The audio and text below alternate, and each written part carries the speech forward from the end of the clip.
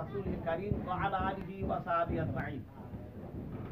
সম্মানিত আজকের উপস্থিতি এবং দেশ এবং দেশের বাইরে অত্র এলাকার গণ্যমান্য ব্যক্তি যারা আছেন তাদেরকে সকলকে ধন্যবাদ জানাই।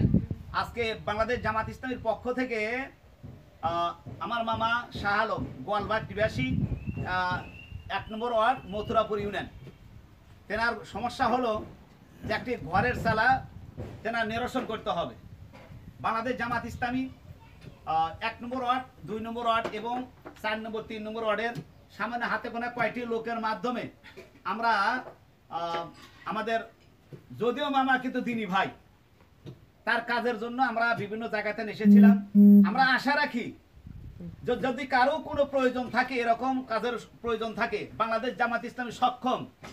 কোনো মূল্য দিতে হবে না, কোনো কিছু করতে হবে না, শুধু আমাদের কাছে বার্তা পৌঁছাইলেই আমরা তাদেরকে কল্যাণমুখী কাজের স্বার্থে বাংলাদেশ জামাত ইসলাম একটা করি 5টা কাজের 5ম নম্বর কাজ হলো সামাজিক কাজ করা।